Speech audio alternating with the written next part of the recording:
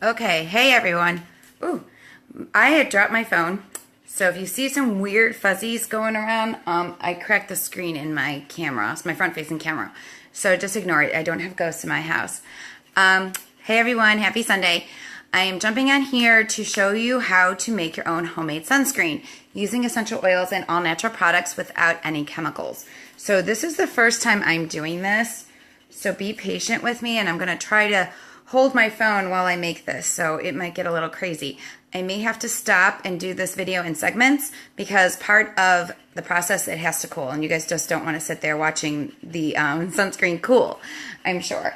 So what I'm going to be doing is a homemade sunscreen, and I will post the recipe below, but you can get most of these products I got off of Amazon.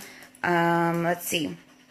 I have beeswax and non-nano zinc oxide powder, safflower oil, the coconut oil that's hard, mango butter, Hershey's cocoa, and essential oils.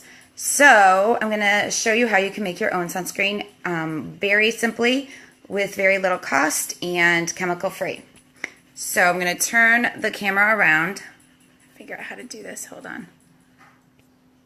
I don't know how to turn the camera around. Hold on. Nope. I'm trying. Be patient with me. Ah, there you go. Okay.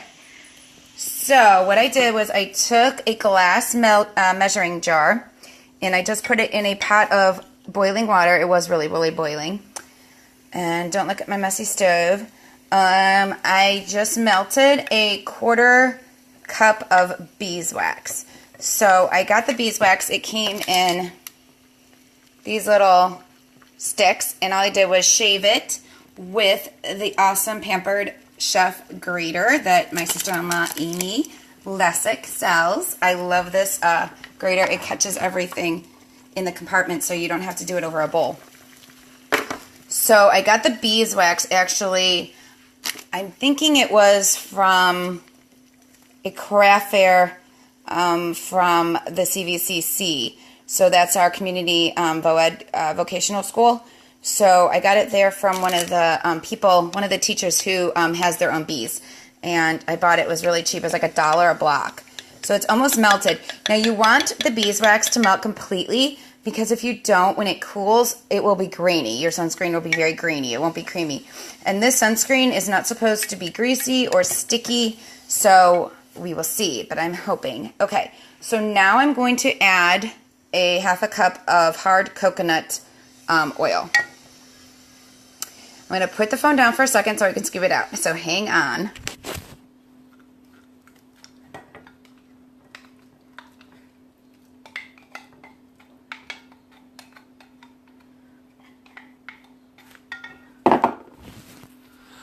Sorry about that. That's why I need somebody to film for me. Oh, please ignore my ringtone. I need someone to film, but the kids are with their dad, and Brian is working out in the garage.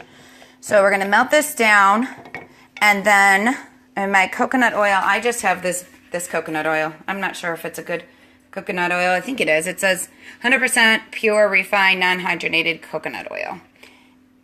GMO. Okay, so now I'm going to take the mango butter. So I got this mango butter off of Amazon, and it is really nice and soft. It kind of like just melts at skin temperature because I can feel it. And I cut it into fourths because it's supposed to be a fourth of a cup, and it's 16 ounces.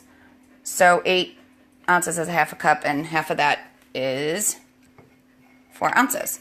So we're going to put that in there with this, and we're going to melt it down.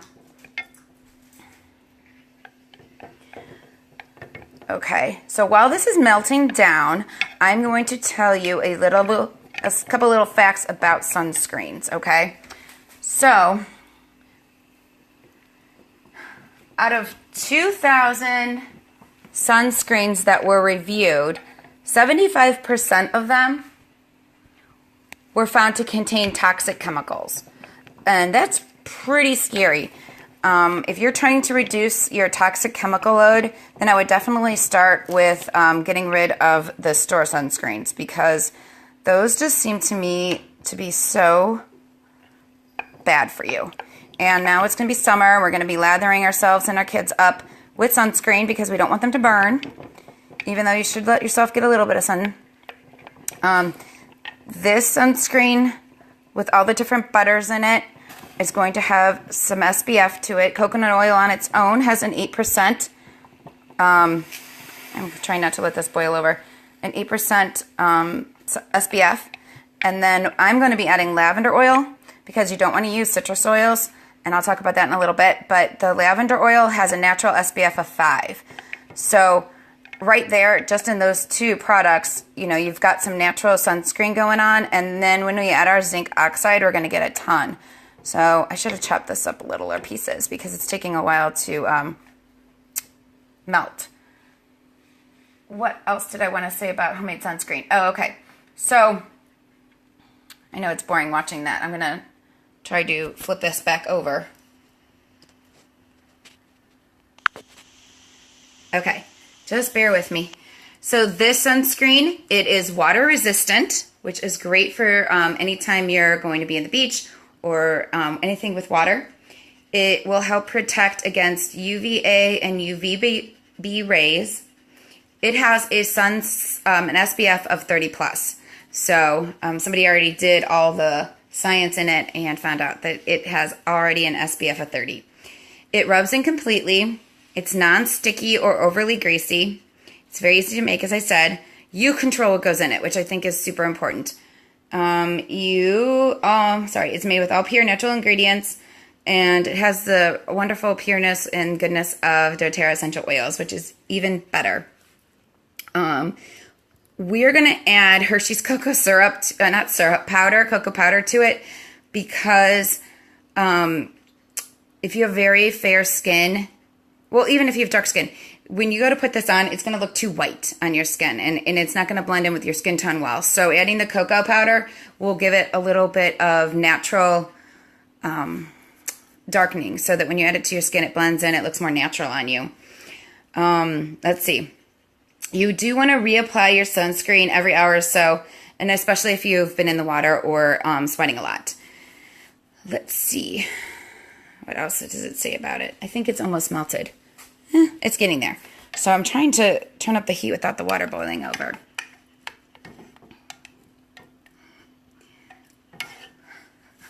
Okay. So here, I'll talk about this. I found this information. So the mango butter that we used, you can also use shea butter. If you already have shea butter, you know, you don't have to go out and buy something else. You can just use the shea butter. You don't have to have mango. It has an SPF of 3 to 6. And then the coconut oil, it says it has an SPF between 6 and 8. Hey, Debbie.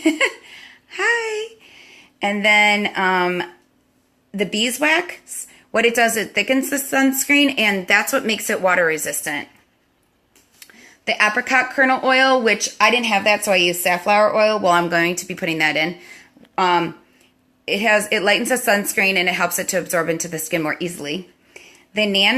The non-nano zinc oxide that's what has the UVA and the UVB protection, and it has an SPF of 20 plus. And then we're going to add the cocoa powder, just because we want to lighten it up, darken it up so it's not stark white. And then the essential oil, like I said, the lavender oil has a natural SPF of 5. And this is going to make quite a bit. So I don't have the bottles yet. I ordered them on Amazon. They're not here. I'm just going to put it in a container, and when my squeeze bottles come, then I'm going to add the sunscreen to it. I might have to melt it back down again. Okay, so I'm going to switch the camera over. And as you can tell, we're getting close. I know this is kind of boring part. As soon as this is melted, we're going to let it cool. And then we're going to add the safflower oil. And we're going to add 1/4 cup of safflower oil. So what I might do is stop the live video right now, get this to melt, and then let it cool for a few minutes or so, and then jump right back on and start live again to finish it up and show you how we finish making the sunscreen. Okay, so I'll see you in a bit.